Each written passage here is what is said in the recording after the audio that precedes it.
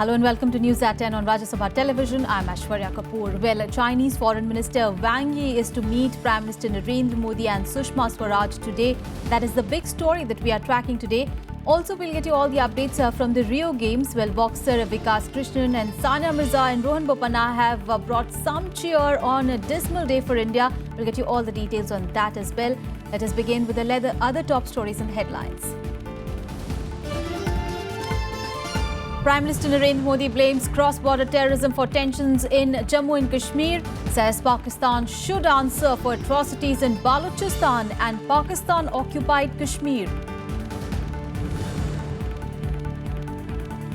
Supreme Court accuses government of sitting over appointment of judges, says it has taken no action on 75 names that have been recommended since February, warns it will be forced to pass orders to end the stalemate.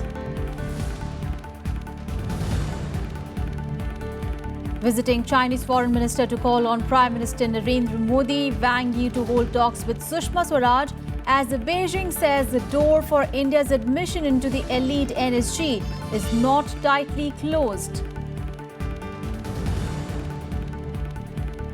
US says the leader of Islamic State in Afghanistan and Pakistan killed in drone strike last month. Hafiz Saeed believed to have been behind organizing IS in Afghanistan.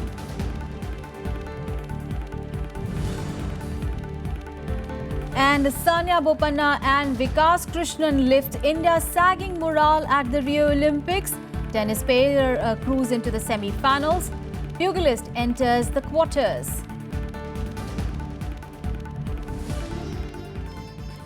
Prime Minister Narendra Modi said that the government is ready to address grievances of all sections in Jammu and Kashmir under the constitution, but he made it clear that there cannot be any compromise with the nation's integrity. Now, leader of other political parties also urged the government to take immediate steps to normalize the situation in the state and initiate a dialogue with all the stakeholders.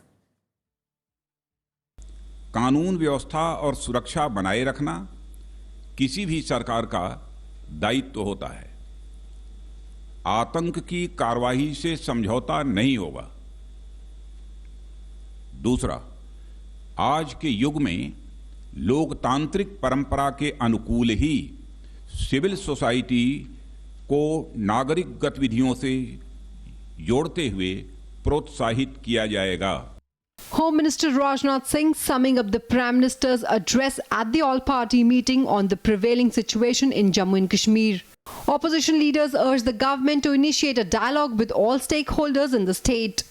तुरंत जो ज़रूरत है वो लोगों के कश्मीर घाटी में आम जनता और विशेष रूप से खास तौर से जो नौजवान हैं उनके दिल और दिमाग जीतने की सबसे बड़ी ज़रूरत है। The dialogue with everybody from all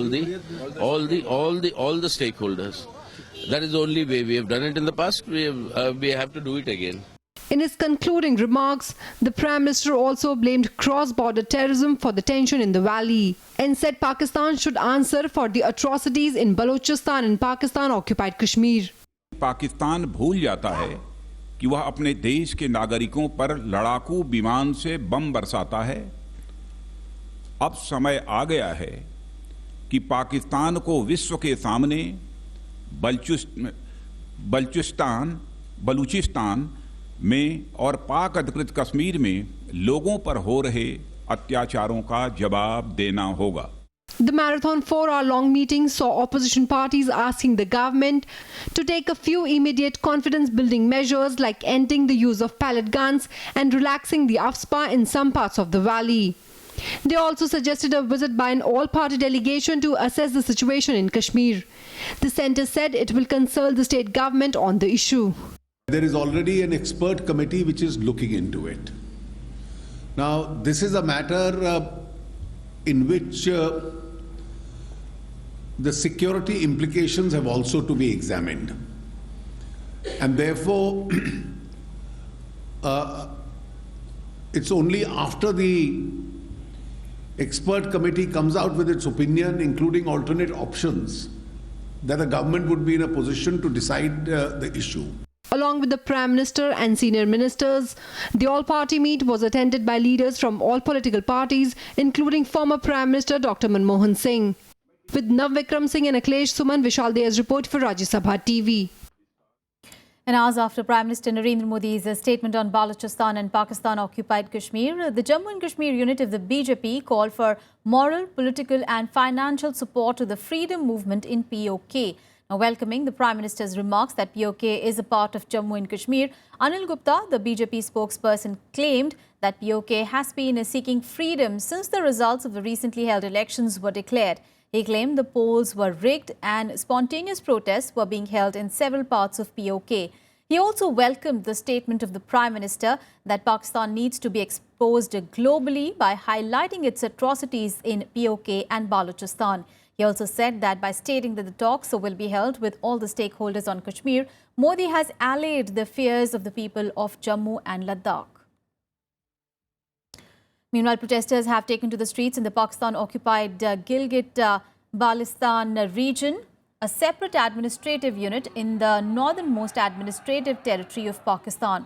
The protest is against a crackdown by Pakistani security forces that saw incarceration of over 500 young Gilgit residents. Now, angry protesters said that these young men were imprisoned for demanding political rights and asking the Pakistani army to leave Gilgit soil. Now, raising anti-Pakistan slogans, angry protesters took to the streets in Gilgit town, also as Tor, Daimar and Hunza of the Gilgit-Baltistan region, which is only Shia-dominated area in Sunni-dominated Pakistan. The political crackdown and arrests in Gilgit were made against people protesting against the China-Pakistan economic corridor, which they said would only benefit China and Pakistan's Punjabi traders. Over 500 young Gilgits have been jailed, including its top political activist Baba Jan, which saw increasing mass street-based movement for his release. The protesters allege that Pakistan is perpetrating massive human rights abuses to crush the political aspirations of the people of Gilgit. ये India के खिलाफ बात तो करते हैं, Indian parliament के अंदर कश्मीर के नुमाइंदे बैठे हैं, इंडियन लोकसभा में बैठे हैं, इंडियन राज्यसभा में बैठे हैं। वहां पर तो इंडियन पार्लियामेंट में कश्मीरियों को नुमाइंदगी देने से कश्मीर का इशू मुतनाज़ा नहीं होता, कश्मीर का मसला खराब नहीं होता। आप हमें पाकिस्तान की इस डाको पार्लियामेंट में, इस चोर पार्लियामेंट में जिसके ऊपर 100 इल्जामात है, उसमें बिठाने के लिए आपका कश्मीर का मसला मुतासिर होता है। News from Jammu and Kashmir now. And a magistrate, an SSP and 3 other police officials were among 47 people who were injured on Friday as stone pelting incidents spilled over from Kashmir to Jammu region where violence took place in the Doda district. Meanwhile, the authorities extended the curfew at many areas of Kashmir and snapped mobile telephony as part of a bid to foil march called by the separatists. In the valley, more than 3 dozen incidents of stone pelting were reported from different districts of the state, including Anantnag, Pulwama, Kulgam, Shopian, Baramulla, Sopore, Kupwara and Bandipora. The violence spread from Kashmir to Jammu region, with the mob turning violent on Friday in Doda.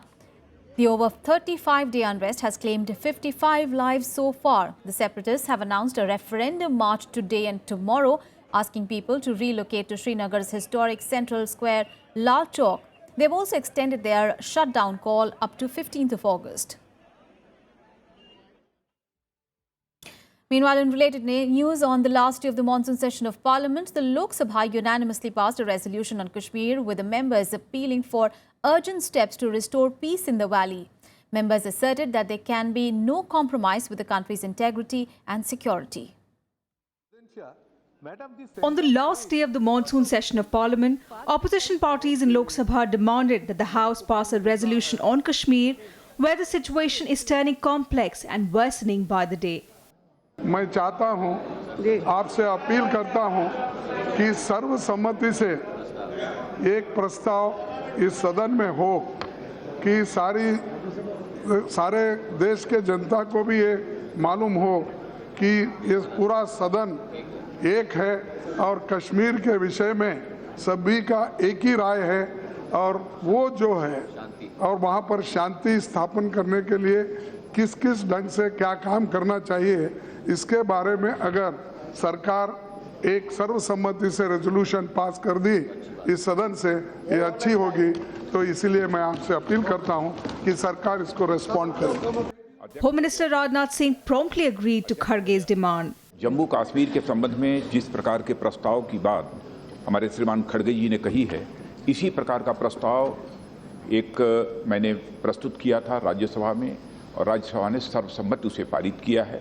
वहाँ की जनता से appeal की है वहाँ पर piece और normalcy को restore करने के संबंध में, और जो भी खड़गे जी ने प्रस्ताव रखा है उससे मैं पूरी तरह से सहमत हूँ। Speaker Sumitra Mahajan read out the resolution after opposition parties urged her to propose it in the House. That this House expresses its serious concern over the prolonged turbulence, violence and curfew in the Kashmir Valley, conveys its deep sense of anguish and concern over the loss of lives and critical injuries caused by the deteriorating situation. This House is of the firm and considered view that there cannot be any compromise on unity, integrity, and national security. It is equally imperative that urgent steps are taken to restore order and peace for the elevation of the sufferings of the people. The resolution appealed to all sections of the society in Jammu and Kashmir to restore confidence among people in general and youth in particular. This House earnestly appeals to all sections of the society in Jammu and Kashmir and India also, I can say, the whole India, to work for the early restoration of normalcy and harmony. And now this House unanimously resolves to restore the confidence among the people in general and youth in particular. I hope the House agrees to this. And so the resolution is adopted unanimously. Earlier this week, the Rajya Sabha passed a similar resolution expressing serious concern over the prolonged turbulence in the Kashmir Valley. Bureau Report, Rajya Sabha TV.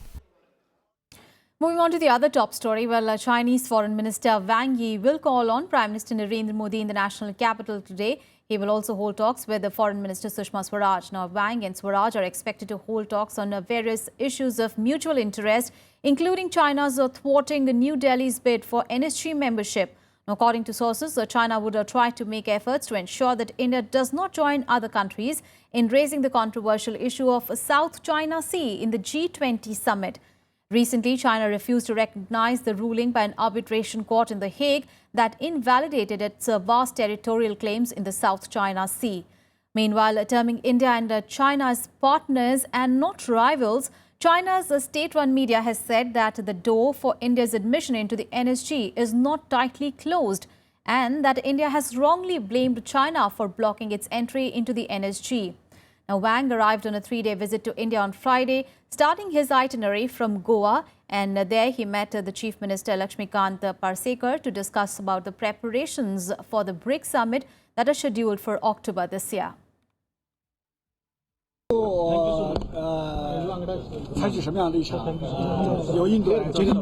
It is up to India to decide what position to take. During the visit, the two sides will discuss various issues of mutual interest, including the upcoming multilateral meetings, namely G20 summit being held in China and the BRICS summit being held in India. On to some other news, and retail inflation shot up to 6.07% in July as against 5.77% a month ago, causing jitters. Now, the food inflation rose to 8.35% in July as against 7.79% a month ago. Now, this is the highest level of the consumer price index since September 2014.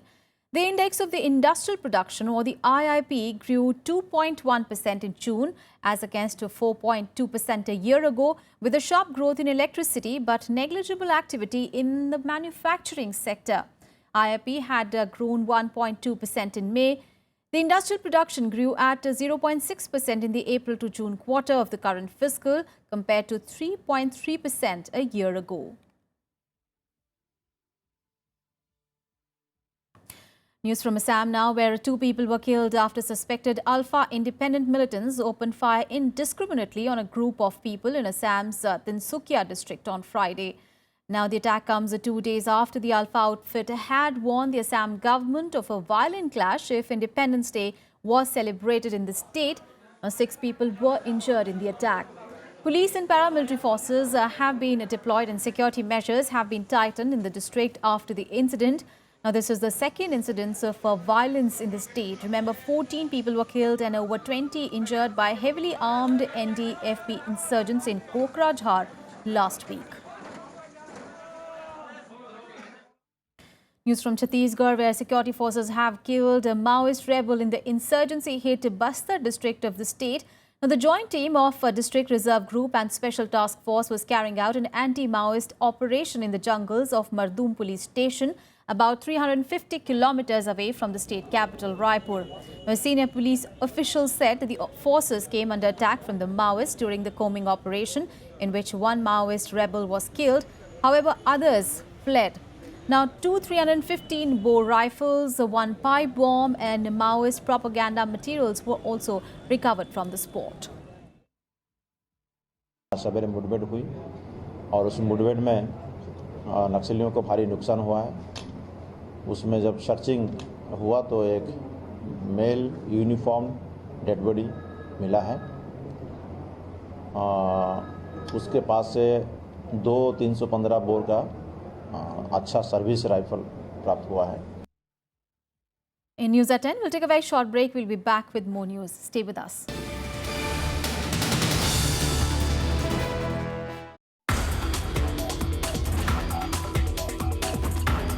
Approximately maybe 40% of the under 5 children are undernourished. The type of food that you take, and second thing is your physical activity also. That is something which has become a casualty in this modern day life. It is a question of moderation that needs to be adopted by the people to have a healthy lifestyle. Watch Eureka with Dr. P. Uday Kumar, Senior Deputy Director, National Institute of Nutrition, only on Rajya Sabha Television.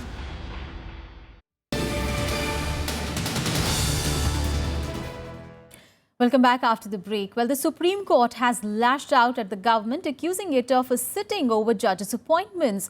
Now, a 3-judge bench led by Chief Justice T.S. Thakur told the government that since February this year, 75 names had been recommended for the posts of High Court judges, but none has been approved.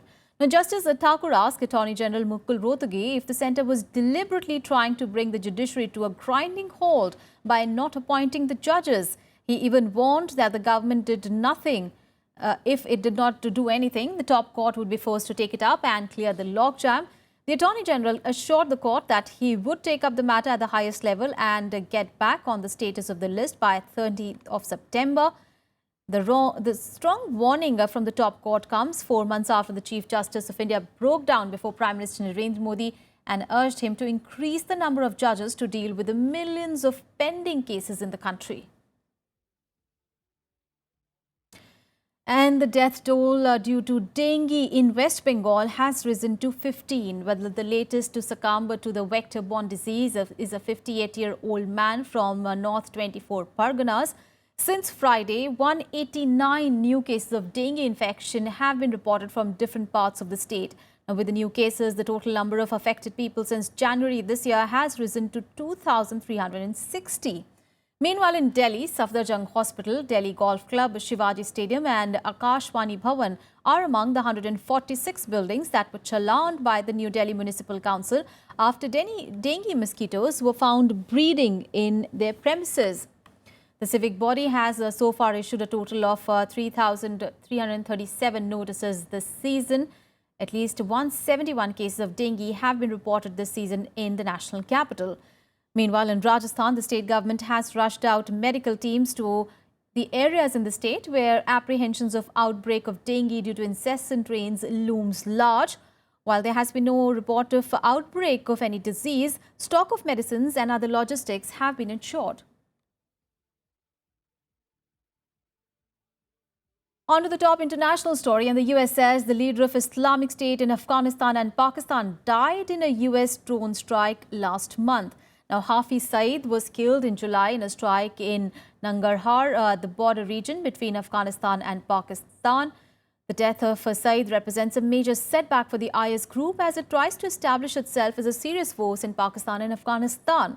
Now, Saeed, the former leader of Tehreek-e-Taliban Pakistan, was the main to organize IS in Afghanistan after he pledged allegiance to the group in 2014.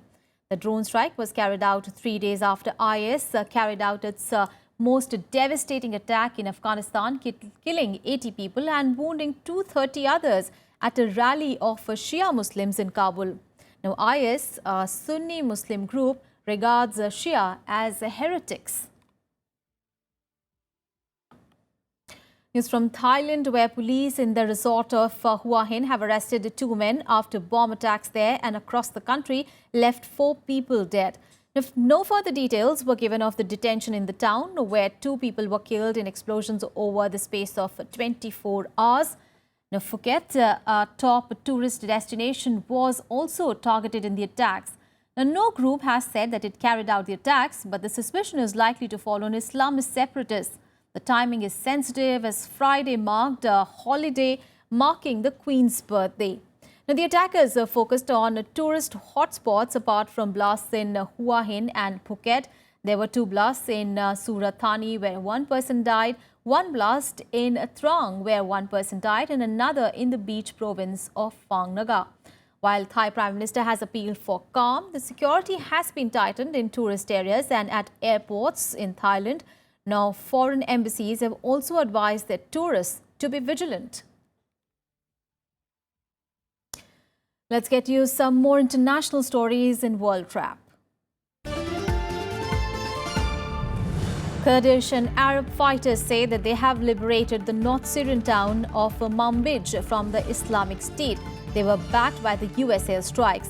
The coalition of militia said that they freed 2,000 civilians being used as human shields on the final day. IS had captured Manbij, which is close to the Turkish border, 2 years ago. Roads to Syria's embattled city of Aleppo and to the IS capital Raqqa pass through this town. In the backdrop of rising tensions between Russia and Ukraine over Crimea, Russian military has announced the delivery of new air defense missiles to Crimea. Moscow also announced exercises in Crimea next week to simulate an attack by the weapons of mass destruction. Russia, which annexed Crimea from Ukraine in 2014, said that it had foiled a Ukrainian sabotage mission. Bangladesh police have arrested 5 members of Jamaatul Mujahideen for their involvement in the Dhaka cafe attack last month. The police also identified a second mastermind of the terror strike. On 1st of July, at least 5 militants had stormed the Holy Artisan Bakery, a cafe popular with foreigners, businessmen and diplomats, and had killed 22 people. Making a U-turn, Republican presidential nominee Donald Trump said that his remarks that President Barack Obama and Hillary Clinton were co-founders of Islamic State was merely a sarcasm and blamed the media for misunderstanding it.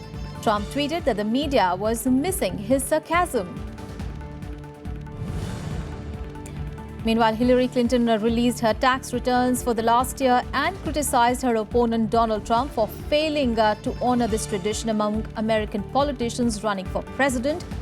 Hillary paid an effective federal tax rate of 32.2% last year.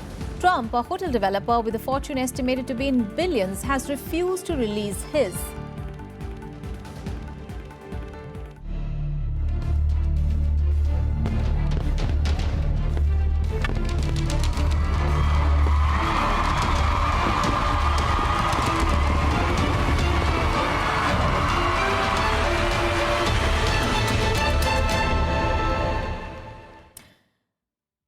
day 7 of the Rio Games, India lifted its sacking morale as Sania Mirza and Rohan Bopanna cruised into the semi-finals, while boxer Vikas Krishnan also advanced to the quarters on an otherwise dismal day for India at the Rio Olympics.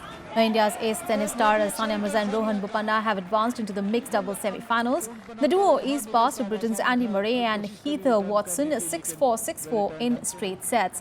Now, one more victory will ensure India's silver medal, and a defeat in the semi-finals will give Sania and Bopanna a chance to fight for the bronze medal. Meanwhile, boxer Vikas Krishnan defeated Turkey's Ondal Sipal 3-0 to progress to the quarterfinals of the men's middleweight 75-kilogram category. Vikas is just one win away from a medal. He will now face the Bektemir Melikuziev of Uzbekistan for a berth in the last 4 stage. Meanwhile, India's men's hockey team was held 2-2 by Canada in its final group stage A game. Akashdeep Singh and Ramandeep scored for India, but it was not enough as the Canadian captain found the back of net twice from the penalty corner to end the match in a draw. However, India have already assured a place in the quarterfinals. Meanwhile, in badminton, India's campaign at the Rio Olympics came to an end after the men's doubles pair of Manu Atri and B. Sumit Reddy suffered a straight game loss to China in the second Group D match. Earlier, women's doubles pair of Jwala Gutta and Ashwini Ponappa pair also crashed out after losing their second straight group stage match. However, India's lone standing archer Atanu Das lost in the pre-quarterfinal of the individual recurve event against Korea's Lee Seong-yoon. Atanu went down 4-6 to the world number 8, Lee. In shooting, Gagan Narang and Chen Singh bowed out of the 50 meters rifle prone event. Narang finished at the 13th spot, while Chen Singh finished at the 36th place. In the men's 25 meters rapid-fire pistol qualification event, Gurpreet Singh finished on the 10th position. Now, India also had a bad start in athletics as the discus thrower Vikas Gowda failed to qualify for the finals. Gowda finished 28th in the qualifying round with the best throw of 58.99 meters. In the women's shot put, Manpreet Kaur also failed to qualify for the final. Let's take a look at some more events that made headlines at the Rio Games. Meanwhile, in tennis, Spain's Rafael Nadal, along with the compatriot Marc Lopez, won the gold medal in the men's doubles event. The duo defeated Romanian pair of Florin Mergia and Hori Ticau 6-2, 3-6, 6-4 in the final. Now, this was Nadal's second Olympic gold, as he also won a gold at the Beijing Olympics in 2008. Joseph Schooling won the men's 100 meters butterfly final to secure Singapore's first Olympic gold medal and deny Michael Phelps a 23rd medal in the last individual race of the America's extraordinary career. Phelps, the defending champion and world record holder, finished second in a 3-way dead heat. Meanwhile, Sweden knocked the US out of the women's Olympic soccer tournament, beating the holders 4-3 on penalties in the quarter-final. And Ethiopia's Almaz Ayana smashed the world record to win the Olympic 10,000 meters title, blowing away the competition in one of the greatest ever long-distance race at the Games. Now, Ayana dominated from the start. Her time was 14 seconds inside the 29 minutes, 31.78 seconds set by China's Wang Juna in 1993. Let's take a look at the overall medals tally now. The US maintains the #1 spot with 50 medals. That includes 20 gold, 13 silver and 17 bronze. China stands at the second spot, while Britain has jumped to the third with 22 medals, including 7 gold. Well, Argentina's star striker Lionel Messi announced on Friday that he wants to return to the play for the national team, reversing his decision earlier to retire this year. Now, in a statement, Messi said that he wished to continue playing for his country as he preferred to help from within. Now, he has been named in Argentina's World Cup qualifier squad less than 2 months after retiring from international football. Messi quit after Argentina's Copa America final defeat by Chile in June.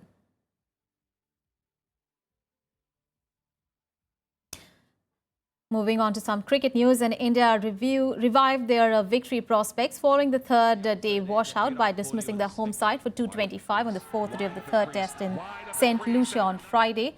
Bhuvaneshwar Kumar's magnificent spell of 5 for 33 wrapped up West Indies for just 225 runs, handing India a first innings lead of 128. Later, building on a first innings advantage of 128 after the home side lost their last 7 wickets for 23 in the afternoon session, the tourists reached stumps at 157 for 3 for an overall lead of 285 runs going into the final day. Rohit Sharma helps himself to 3 sixes. Well, that's all in this edition of news, but news and updates continue on Rajya Sabha Television. Thanks for watching.